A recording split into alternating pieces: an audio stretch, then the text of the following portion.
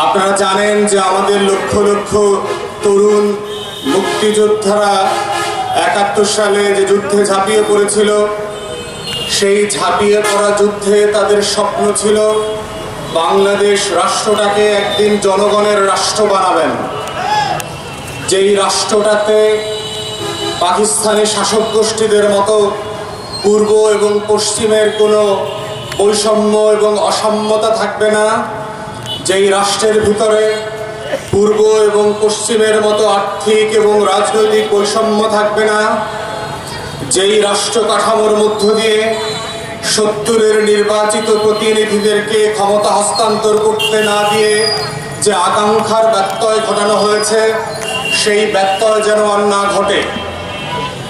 কিন্তু আমরা দুঃখের সাথে দেখলাম ১৯৭১ সালের স্বাধীনতা যুদ্ধের অব্যবহিত পরে বাংলাদেশ রাষ্ট্রকে কেনা বেচার মধ্য দিয়ে একটা একদলীয় শাসনতন্ত্র কায়েম হলো।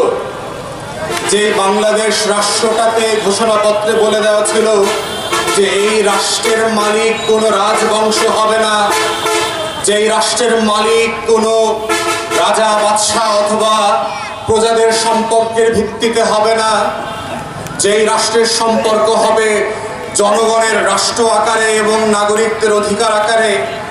কিন্তু আমরা ৭২ সালের সংবিধানের মধ্য দিয়ে দেখলাম যে সেই বাংলাদেশ রাষ্ট্রকে একটা আওয়ামী প্রজাতন্ত্রে পরিণত করা হলো, এবং এই একদলীয় আওয়ামী প্রজাতন্ত্র করবার মধ্য দিয়ে বাংলাদেশ রাষ্ট্রের ঘোষণাপত্রের যে প্রত্যয় ব্যক্ত করা হয়েছিল যে এটা একটা জনগণের রাষ্ট্র হবে, এই রাষ্ট্রটা বাঙালির রাষ্ট্র হবে, এই রাষ্ট্রটা পাহাড়ির এবং অবাঙালির রাষ্ট্র হবে, এই রাষ্ট্রটা সমতলীদের রাষ্ট্র হবে, এই রাষ্ট্রটা মুসলমানদের রাষ্ট্র হবে, এই রাষ্ট্রটা দিনাজপুরের রাষ্ট্র যেমন হবে, এই রাষ্ট্রটা কক্সবাজারের রাষ্ট্র হবে, এই রাষ্ট্রটা সিলেটের রাষ্ট্র যেমন হবে, যশোরের রাষ্ট্র হবে, এই রাষ্ট্রটা চাকমা, মারমা, মুরং, খাসিয়ার রাষ্ট্র হবে, এই রাষ্ট্রে যিনি বাংলায় কথা বলেন এটা তারও রাষ্ট্র হবে, যিনি উর্দুতে কথা বলেন তারও রাষ্ট্র হবে, এই রাষ্ট্রটা গরিবের রাষ্ট্র যেমন হবে, ধনীরও রাষ্ট্র হবে, এই রাষ্ট্রটা পুরুষ এবং নারীর রাষ্ট্র হবে, এই রাষ্ট্রটা সাঁওতাল এবং মারিন্ডির রাষ্ট্র হবে, এই রাষ্ট্রটা যুবক তরুণদের রাষ্ট্র যেমন হবে, বয়স্ক মানুষদেরও রাষ্ট্র হবে। কিন্তু এই প্রত্যয়ের বাস্তবে বাংলাদেশে ৭২ সালে যেটা হয়েছে, এই রাষ্ট্রটা একটা আওয়ামী গণপ্রজাতন্ত্রে পরিণত হয়েছে, একটা শেখ পরিবারের রাষ্ট্রে পরিণত হয়েছে, যেটার মধ্য দিয়ে ১৯৭১ সালের যুদ্ধের যে প্রত্যয় ছিল, স্বাধীনতার ঘোষণাপত্রে যে আকাঙ্ক্ষার কথা বলা ছিল, সেই আকাঙ্ক্ষার সাথে শেখ মুজিব, আওয়ামী লীগ এবং শেখ বংশ আমাদের সাথে গাদ্দারি করেছে। হাজার হাজার লক্ষ লক্ষ শহীদ এবং আহত মুক্তিযোদ্ধার রক্তের সাথে গাদ্দারি করেছে। বাংলাদেশের স্বাধীনতার ঘোষণাপত্রের প্রত্যেকটি ধারা উপধারার সাথে গাদ্দারি করেছে। বাংলাদেশের লক্ষ লক্ষ তরুণ যুবক, কৃষক, মাঝি, মাল্লারা যারা যুদ্ধে গেছিল, নেংটি পরে আর লুঙ্গি পরে, তাদের স্বপ্নের সাথে গাদ্দারি করা হয়েছে। বাংলাদেশের গরিব বাঙালি, অবাঙালি, উর্দুভাষী এবং বাংলাভাষী সবার সাথে গাদ্দারি করা হয়েছে। পাহাড়ি এবং সমতলীদের অধিকার বঞ্চিত করে তাদের সাথে গাদ্দারি করা হয়েছে। বাংলাদেশে প্রথমবারের মতো শান্তি চুক্তির বদলে যে অখাদ্য তৈরি করা হয়েছিল ৭২-৭৩ সালে, চাকমা এবং পাহাড়িদেরকে জোর করে বাঙালি বানানোর মধ্য দিয়ে আমরা দেখলাম স্বাধীন রাষ্ট্রে যারা যুদ্ধ করেছে, রক্ত দিয়েছে, তারা এই রাষ্ট্রের বিরুদ্ধে অস্ত্র তুলে নিয়ে শান্তি বাহিনী তৈরি করেছে। হাজার হাজার তরুণ বাঙালিকে যেমন হত্যা করেছে, বাংলাদেশের সেনা সদস্যদেরকে নির্মমভাবে খুন করেছে, এবং এটা করেছে শুধুমাত্র ৭২ সালের সংবিধান আওয়ামী বাকশালের রাজনীতির কারণে। চতুর্থ সংশোধনীর মধ্য দিয়ে এই বাংলাদেশে স্বাধীনতার ঘোষণাপত্রের বিপক্ষে দাঁড়িয়ে যেই বাংলাদেশ আমরা দেখলাম ৭২ থেকে ৭৫, সেই বাংলাদেশ ছিল একটা বেঈমানদের গড়া, হাতে গড়া বাংলাদেশ। যেই বাংলাদেশ আবার তার মেয়ের হাতে গত ১৬ বছরে নতুন করে বাকশাল ২ কায়েম হওয়ার মধ্য দিয়ে আবার স্বাধীনতার চেতনা অঙ্গীকারের সাথে বেঈমানি করে শেখ পরিবার, আওয়ামী রাজবংশ আবার নতুন করে আমাদের ফাসিবাদের সাথে বেঈমানি করেছে, বাংলাদেশের 17 কোটি মানুষের আকাঙ্ক্ষার সাথে বেঈমানি করেছে, 12 কোটি ভোটারের সাথে বেঈমানি করেছে, গণতন্ত্র এবং নির্বাচনের ওয়াদার সাথে বেঈমানি করেছে, বাংলাদেশের হাজার হাজার কোটি টাকা বিদেশে লুটপাট করবার মধ্য দিয়ে গরিব মানুষের সাথে বেঈমানি করেছে, বাংলাদেশে গুম খুন ফাসিবাদের শাসনতন্ত্র কায়েম করবার মধ্য দিয়ে আমার মানবাধিকার সনদের সাথে বেঈমানি করেছে, বাংলাদেশের পাড়ায় মহল্লায় যে নাটকীয় স্বর্গরাজ্য কায়েম করেছিল, যেভাবে নরক বানিয়ে দিয়ে বিএনপি জামাত হেফাজতের বিরোধী দলীয় নেতা কর্মীদেরকে লাখে লাখে কোটিতে কোটিতে ঘরছাড়া করে বাংলাদেশের সাথে বেঈমানি করেছে। আওয়ামী লীগ বাংলাদেশের 1 নম্বর জাতীয় শত্রু। জাতীয় পার্টি এবং 14 দলীয়রা বাংলাদেশের প্রত্যেকটা উপাদানের সাথে বেঈমানি করেছে। তাই দিনাজপুরবাসীকে আমরা বলতে চাই, বাংলাদেশের স্বাধীনতার ঘোষণাপত্রের উপরে ভিত্তি করে নাগরিক হয়ে গড়ে উঠবার মানে হচ্ছে আপনাকে বুঝতে হবে আপনার অধিকার কি, আপনাকে বুঝতে হবে আপনার শত্রু কারা, আপনাকে বুঝতে হবে আপনার মিত্র কারা, আপনাকে বুঝতে হবে কারা আপনাকে ভোট থেকে বঞ্চিত করেছে, আপনাকে বুঝতে হবে কারা আপনার ট্যাক্সের টাকা দিয়ে আমেরিকাতে লন্ডনে শত শত বাড়ি করছে, টরন্টোতে বেগম পাড়া করছে, মালয়েশিয়াতে বাংলাদেশিদেরকে নতুন করে সেকেন্ড হোমের বাণিজ্য করাচ্ছে, বিভিন্ন জায়গায় জায়গায় সিঙ্গাপুরে বাংলাদেশের বিলিয়নস অফ ডলার লুট করে নতুন করে নাগরিকত্বের ব্যবসা তৈরি করেছে। এর প্রত্যেকটা জিনিস হচ্ছে গত 16 বছরের আওয়ামী ফ্যাসিবাদীদের উপহার বাংলাদেশিদের প্রতি। ফেলানির লাশ দেখেছেন আপনারা, সীমান্তে সীমান্তে আমার শত শত নাগরিককে কুকুর বিড়ালের মতো হত্যা করে আওয়ামী লীগ প্রমাণ করেছে বাংলাদেশে ফেলানি হচ্ছে বাংলাদেশের নাগরিক। বাংলাদেশে বিডিআর বিএসএফ নেগোসিয়েশন করে ছাগল ছুটায় আনে, কিন্তু ফেলানির লাশ উদ্ধার করতে পারে না, 3 দিন চলে যায়। এই হচ্ছে আওয়ামী লীগের বাংলাদেশ। বেঈমান আর গাদ্দারদের হাতে, মির্জাফরদের হাতে বাংলাদেশ গত 16 বছরে আমরা দেখেছি। পলাশির আম্র কারণে যেভাবে 1757 সালে বাংলাদেশের স্বাধীনতার সূর্য অস্তমিত হয়েছিল, গত 16 বছরে আমরা দেখেছি বাংলার মির্জাফররা আওয়ামী লীগ হয়ে আবার বাংলাদেশকে পলাশির প্রান্তরে পরিণত করেছে। বাংলাদেশের স্বাধীনতার সূর্যকে ভারতের কাছে, দিল্লির কাছে বিক্রি করে দিয়েছে। বাংলার জগৎ শেঠ উদিচাঁদ আর রায়দুল্লাহ বাংলাদেশের প্রতি ইঞ্চি মাটিকে, বাংলাদেশের ট্যাক্স পেয়ারদের টাকাকে, বাংলাদেশের ব্যাংকগুলোকে লুট করে বিদেশে পাচার করে দিয়েছে। এর নাম হচ্ছে জাতীয় শত্রু, এর নাম হচ্ছে আওয়ামী ফাসিবাদ, এর নাম হচ্ছে আওয়ামী রাজাকার, এর নাম হচ্ছে আওয়ামী আলবদর। এরা বাংলাদেশের শত্রু। জাতীয় পার্টি এবং 14 দল যারা বাংলাদেশের প্রতি ইঞ্চি মাটিকে বিক্রি করে দিয়ে, আমার আপনার ভবিষ্যৎকে বিক্রি করে দিয়ে, বাংলাদেশকে একটা পরাধীন রাষ্ট্র বানিয়ে দিয়ে তার প্রভুর দরবারে পালিয়ে চলে গেছে আগস্ট মাসে। সে বরাবরই বলেছিল তার বেকার কারা, তার প্রভু কারা, তার রব কারা। আমরা আগে থেকেই জানতাম আওয়ামী লীগ বাংলাদেশের দল না, জাতীয় পার্টি আর 14 দল এরা বাংলাদেশিদের দল না। বাংলাদেশিদের রক্ত এদের কাছে গুরুত্বপূর্ণ না। যদি গুরুত্বপূর্ণ হতো শেখ হাসিনা সপরিবারে পালিয়ে যেতেন না, যুদ্ধ করে বাংলাদেশে শহীদ হতেন তার বাবার মতো। সে একটা রাজাকার এবং আলবদর। এই কারণেই দিল্লিতে পালিয়ে গিয়ে এখনো বাংলাদেশের বিরুদ্ধে ষড়যন্ত্র করে যাচ্ছে। এটাই হচ্ছে বাংলাদেশের 2024 সালের শত্রু মিত্র সংজ্ঞা। এটা বোঝার মধ্য দিয়েই আপনাদেরকে 2024 সালে নাগরিক হতে হবে। যদি নাগরিক হতে না পারেন, ভোটাধিকার যদি প্রয়োগ করতে না পারেন, ভালো মন্দকে যদি বুঝতে না পারেন, আওয়ামী ফ্যাসিবাদ নতুন নতুন নামে আবার ফিরে আসবে। জাতীয় পার্টি আর 14 দলীয় রাজাকাররা নতুন নতুন নামে ফিরে আসবে, সাবোটাজ করবে, বাংলাদেশের স্বার্থকে বিকিয়ে দেবে। সেই জন্য দিনাজপুরবাসীকে আমরা বলছি, চোখ কান খোলা রাখবেন। সীমান্তের খুব কাছে আপনারা বাস করেন। এই বাংলাদেশ অনেক রক্তে কেনা বাংলাদেশ, লাখো শহীদের রক্তে কেনা, দেশটা কারো বাপের না। এই বাংলাদেশ আমরা আবু সাইদদের মতো বুকের পাটার রক্ত দিয়ে, স্নাইপারের বুলেটের সামনে বুক পেতে দিয়ে আমরা স্বাধীন রাখবো যে কোনো মূল্যে ইনশাআল্লাহ। প্রিয় দিনাজপুরবাসী ভাই ও বোনেরা,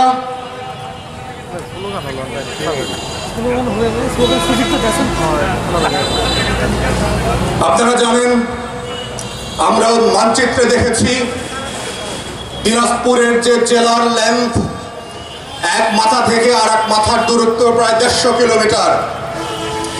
বাংলাদেশ রাষ্ট্র যারা শাসন করেন ঢাকায় বসে এসি রুমে বসে, তারা বাংলাদেশের মানুষের ঘামের কষ্ট বোঝেন না। কৃষক কিভাবে সকাল থেকে সন্ধ্যা পর্যন্ত রোদের মধ্যে রোদে পুড়ে বৃষ্টিতে ভিজে ঘাম ঝরায় ফসল ফলায়, এই রংপুর বিভাগ কিভাবে বাংলাদেশকে খাওয়ায় পড়ায় বাঁচিয়ে রাখে, এইটা ঢাকার আমলারা বোঝেন না। বাংলাদেশ রাষ্ট্র যারা শাসন করেন সেই সকল রাজনৈতিক দল বোঝেন না। একটা জেলা যদি 150 কিলোমিটার লম্বা হয়, সেই জেলার নাগরিক সেবা কিভাবে দেওয়া সম্ভব সেইটা আমাদের বুঝে আসে না। তাই এবি পার্টির পক্ষ থেকে আমরা বলছি, আপনাদের কাছে ওয়াদা করছি, আমাদের যদি সুযোগ হয় আমরা ক্ষমতায় আসি, আপনাদের এখানকার 6 উপজেলা মিলায় আমরা নতুন জেলার ঘোষণা দেব ইনশাআল্লাহ। হাকিমপুর, বিরমপুর, নবাবগঞ্জ, পার্বতীপুর, ঘোড়াঘাট এবং ফুলবাড়ি মিলিয়ে নতুন জেলা হবে। যেই জেলার কেন্দ্রবিন্দুতে হচ্ছে আমরা বুঝতে পারছি এই ঢাকা মোড়। যদি এই 6 অঞ্চলের মানুষরা যদি একমত হন, তাহলে এই ঢাকা মোড়কে আমরা জেলা সদর বানাবো এবং আপনাদের সাথে পরামর্শ করে জেলার নাম নির্ধারণ করব। আমরা ইতিমধ্যে দেখেছি যে 4 উপজেলা মিলিয়ে বাংলাদেশে এখানে একটা সংসদীয় আসন। এত লক্ষ লক্ষ মানুষের প্রতিনিধি হিসাবে একজন সংসদ সদস্য হতে পারেন না। তাই 6 উপজেলা মিলিয়ে যখন জেলা হবে, আমরা প্রতি 2টা উপজেলাকে দিয়ে 3 জন সংসদ সদস্য এইখান থেকে নির্বাচিত করে সংসদে নেব ইনশাআল্লাহ। তৃতীয়ত হচ্ছে, আমরা জানতে পেরেছি আপনাদের এলাকাতে শত শত স্কুল, কলেজ, বিশ্ববিদ্যালয় যারা বেসরকারিভাবে চলছে, অনেকে এমপিও ভুক্ত হয়েছেন, কিন্তু আর্থিক টানাপোড়েনের কারণে যে মানের সেবা দেওয়া দরকার, বাংলাদেশ সরকারের পক্ষ থেকে যে ধরনের সাহায্য সহযোগিতা দরকার, সেগুলো আমরা পাচ্ছি না এবং আপনারা পাচ্ছেন না। যে কারণে এই অঞ্চলের লক্ষ লক্ষ বাচ্চা, শিশু, ছেলে মেয়েরা লেখা পড়ার অধিকার থেকে বঞ্চিত হচ্ছে। তাই আমরা আপনাদেরকে ওয়াদা দিচ্ছি, আমরা যদি কখনো ক্ষমতা আসি, এই অঞ্চলের প্রত্যেকটা স্কুল, কলেজ, মাদ্রাসাকে আমরা জাতীয়করণ করব এবং সরকারি রূপ দেব, যেন সরকার যেভাবে বেতন দিয়ে সরকারি স্কুল, কলেজ, বিশ্ববিদ্যালয় চালায়, আপনাদের স্কুল, কলেজ, বিশ্ববিদ্যালয়গুলো সরকারিভাবে সরকারের টাকায় চলবে। চতুর্থত হচ্ছে, আমরা প্রায় পত্রিকাতে পড়ি যে আপনাদের অঞ্চলের কৃষকরা ন্যায্য মূল্য পান না। আমরা দেখেছি কৃষক ভাইরা যারা চাষ করেন, প্রতি কেজি চাল উৎপাদন করতে 19 থেকে 23 টাকা পর্যন্ত খরচ হয়, কিন্তু কোনো কোনো সময় আমরা দেখেছি কৃষককে লস করে, লোকসান করে এই চাল মনকে মনকে বিক্রি করতে হয়। আমরা ইতিমধ্যে গবেষকদের সাথে কথা বলে জেনেছি যে ন্যূনতম 28 থেকে 30 টাকা কেজি চাল কিনলে কৃষকদের উপকার হবে। এবং আমরা ওয়াদা করছি, বাংলাদেশের কৃষি মন্ত্রণালয়ের মাধ্যমে আমরা এখন থেকে এই দাবিগুলো রাষ্ট্রের বিভিন্ন পর্যায়ে তুলব, যে ন্যূনতম চাল সংগ্রহের যে মাধ্যম থাকে বাংলাদেশ সরকারের, তারা যেন 28 থেকে 30 টাকা কেজি চাল কেনেন, যেন আমার কৃষক বেঁচে থাকে, কৃষক সচ্ছলভাবে চাষবাস করতে পারেন এবং সম্মানের সাথে বেঁচে থাকতে পারেন। ইতিমধ্যে আমরা দেখেছি মিথ্যা মামলা এবং চাঁদাবাজির কারণে আপনারা ব্যাপকভাবে কষ্ট পাচ্ছেন। আমরা ধারণা করেছিলাম সারা বাংলাদেশে জুলাই আগস্টের পরিবর্তনের মধ্য দিয়ে বাংলাদেশে একটা নতুন সংস্কারের রাজনীতি তৈরি হবে, কিন্তু আমরা দেখলাম চাঁদাবাজি বন্ধ হয় নাই। এক চাঁদাবাজদের বদলে বাজারে এখন নতুন চাঁদাবাজরা এসেছে। আমরা বলে দিতে চাই নতুন চাঁদাবাজদেরকে, এক ফ্যাসিবাদীদেরকে যে আন্দোলন করে আমাদের হটাতে হয়েছে, আপনারা মনে করবেন না যে আমরা ঘরে ফিরে গিয়েছি। বাংলাদেশের মানুষ ঘরে ফিরে যায় নাই। আপনারা যদি আপনাদের চাঁদাবাজি বন্ধ না করেন, রাজনৈতিক ছত্রছায়ায় হাট, মাঠ, ঘাট দখল করা, বাস স্ট্যান্ড, টেম্পো স্ট্যান্ড দখল করা, হকার আর ফেরিওয়ালাদের কাছ থেকে জোর করে চাঁদাবাজি করে টাকা আদায় করার এই ব্যবসা যদি বন্ধ না করেন, জুলাই এবং আগস্টে সারা বাংলাদেশে তরুণ যুবকরা, বাংলাদেশের মানুষরা যেভাবে নেমে এসেছিল আওয়ামী ফ্যাসিবাদীদের বিপক্ষে, ঠিক একইভাবে নতুন চাঁদাবাজ ফ্যাসিবাদীদের বিপক্ষেও আমরা লড়াই করব, মাঠে থাকবো এবং আন্দোলন করব আপনাদেরকে নিয়ে। আমরা দেখতে পাচ্ছি মিথ্যা মামলা দিয়ে বিভিন্ন জনকে হয়রানি করবার যে পুরাতন ব্যবসা, রাজনৈতিক নেতারা এবং লোকাল থানার কিছু অসৎ দুর্নীতিবাজ এসআই কনস্টেবলরা মিলে এই ব্যবসা এখনো অব্যাহত রেখেছেন। নিরপরাধ বহু ব্যবসায়ীকে, ভালো মানুষদেরকে শুধুমাত্র চাঁদাবাজি করবার জন্য খুনের মামলায় আসামি করছেন, আলেম ওলামায়ে কেরামদেরকে আসামি করছেন, বিভিন্ন সজ্জন ব্যক্তিদেরকে জায়গায় জায়গায় গিয়ে আপনারা হ্যারাসমেন্ট করছেন এবং স্যাবোটাজ করছেন, জিম্মি করে টাকা আদায় করছেন। এটার ব্যাপারে আপনাদেরকে বলছি, স্থানীয় পুলিশ প্রশাসনকে বলছি, যদি আপনারা এগুলোর ব্যাপারে তদন্ত সাপেক্ষে ব্যবস্থা না নেন, আমরা জাতীয় পর্যায়ে এগুলো নিয়ে আওয়াজ তুলতে বাধ্য হব। প্রত্যেক ওসিকে আপনারা ইনস্ট্রাকশন দেন, প্রত্যেকটা গোয়েন্দা সংস্থাকে বলছি, আপনারা তদন্ত সাপেক্ষে যাদের বিরুদ্ধে মিথ্যা হয়রানি মামলাগুলো হয়েছে সেগুলো উচ্চ করে ফেলেন। সাধারণ মানুষ, সাধারণ ব্যবসায়ী, এলাকার সজ্জন ভালো মানুষদেরকে, ব্যবসায়ীদেরকে হেনস্থ করবার এই লুটপাটের রাজনীতি আল্লাহর ওয়াস্তে বন্ধ করেন। এটা থেকে আমরা মুক্তি চাই এবং এই মুক্তির লড়াই আমাদের অব্যাহত থাকবে। সর্বশেষ বলতে চাই, আপনাদের দিনাজপুরে কিন্তু অনেক খনিজ সম্পদ আছে, যেই খনিজ সম্পদগুলো পরিকল্পিতভাবে পরিবেশ বান্ধব উপায়ে উত্তোলন করলে দিনাজপুরের লক্ষ লক্ষ বেকার যুবকের চাকুরি হওয়া সম্ভব। আমরা বড় পুকুরিয়ার কথা জানি, যেখানে পৃথিবীর অত্যন্ত মানসম্পন্ন কয়লা আছে। আপনাদের দিনাজপুরে কঠিন শিলা আছে, হিলিতে লোহার খনি পাওয়া গেছে। এগুলোকে আমরা সরকারের জ্বালানি এবং খনিজ মন্ত্রণালয়কে বলছি, আপনারা পরিবেশ মন্ত্রণালয়ের সাথে সমন্বয় করে এগুলো তুলবার ব্যবস্থা করেন। বিদেশ থেকে আমদানি নির্ভর বাস্তবতা এবং লুটপাটের ব্যবসা বাণিজ্য বন্ধ করে দিয়ে এই অঞ্চলের মানুষকে কিভাবে সমৃদ্ধি দেওয়া যায়, এই অঞ্চলের মানুষকে কিভাবে উন্নত জীবন উপহার দেওয়া যায়, সেটার জন্য কাজ করেন। এবং সর্বশেষ বলছি, দিনাজপুরের লক্ষ লক্ষ মাইকে বিভিন্ন কারণে হাসপাতালের চিকিৎসা এবং আদালতের কারণে ঢাকায় যেতে হয়। আমরা বলছি, যখন নতুন জেলা হবে, আমরা ক্ষমতায় আসলে হাইকোর্টের 2টা বেঞ্চ আপনাদের দিনাজপুরে বসবে ইনশাআল্লাহ। কাউকে মামলার জন্য ঢাকায় যেতে হবে না। আমরা এনশিওর করব ঢাকা মেডিকেল এবং পিজির বড় বড় ডাক্তাররা যেন 1 দিন 2 দিনের জন্য হলেও আপনাদের এই অঞ্চলে আসেন। কনসালটেন্ট ডাক্তারের জন্য যদি আপনাদেরকে যেন ঢাকায় যেতে না হয়, এই সেবা আমরা এনশিওর করব তথ্য প্রযুক্তিকে কাজে লাগিয়ে। এবং এগুলো করবার রাজনীতি হচ্ছে এবি পার্টির রাজনীতি। তাই সর্বশেষ আপনাদেরকে উদাত্ত আহ্বান জানাচ্ছি, যদি আপনারা এই বাংলাদেশটাকে বদলে দিতে চান, যদি আওয়ামী ফ্যাসিবাদ এবং বংশবাদ রাজনীতি থেকে বাংলাদেশকে মুক্ত করতে চান, এই বাংলাদেশটাকে সবার বাংলাদেশ বানাতে চান, এই বাংলাদেশটাকে সেবার রাজনীতি করতে চান, এই বাংলাদেশটাকে নাগরিক এবং অধিকার, মানুষের কষ্ট দুঃখকে কেন্দ্রে রেখে যে রাজনীতি, সেই রাজনীতি হচ্ছে এবি পার্টির রাজনীতি। সেই রাজনীতির পতাকা তলে আপনাদের জড়ো হবার আহ্বান জানিয়ে, উদাত্ত আহ্বান জানিয়ে আমার বক্তব্য এখানে শেষ করছি। দিনাজপুরবাসী, বিরামপুরের ভাই বোনদেরকে অসংখ্য ধন্যবাদ। আসসালামু আলাইকুম।